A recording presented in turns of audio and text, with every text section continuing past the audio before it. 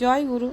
পরম প্রেমময় পরম দয়ালের রাঙা রাতুল চরণে জানাই আমার শতকোটি প্রণাম। আপনাদের সকলকে জানাই আমার আন্তরিক আনন্দিত জয় গুরু। আজ আমি আলোচনা করছি দীক্ষা না নিলে কি হয়। একটি দাদা এসে শ্রী শ্রী ঠাকুরকে বললেন, ঠাকুর, অনেকে তো দীক্ষা নিতে চায় না। শ্রী শ্রী ঠাকুর বললেন, তার মানে সে জীবনই চায় না। মানুষের জীবনের আসল সম্পদ হলো সদ্গুরুর কাছে দীক্ষা নিয়ে তার প্রতি অচ্যুত অনুরাগ নিয়ে চলা। সদ্দীক্ষা নিতে আপত্তি থাকে তখনই যখন আমরা প্রবৃত্তির অনুচর হই। অমৃতে অরুচি হয় তখনই যখন আমরা মৃত্যুকে ভালোবাসি।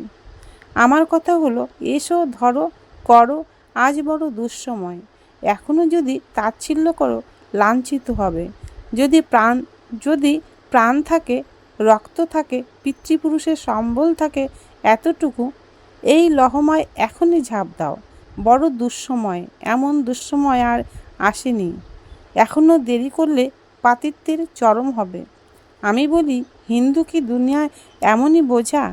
তার বেঁচে থাকার কোনো প্রয়োজন নেই? তার কি কিছু দেবার নেই জগতে?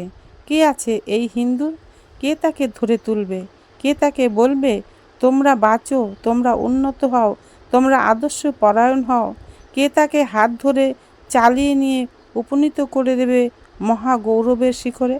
হিন্দু যদি বাঁচে, সে শুধু একলা বাঁচে না, সবার বাঁচার পথ করে দেবে সে। এই তার চিরন্তন ঐতিহ্য। নেতারা তাদের বুদ্ধিমতো প্রাণপণ চেষ্টা করছেন, কিন্তু সেই চেষ্টা ভগবত নীতির পথে নয়। তাই কাজের বড় একটা কিছু হচ্ছে না। জয় গুরু।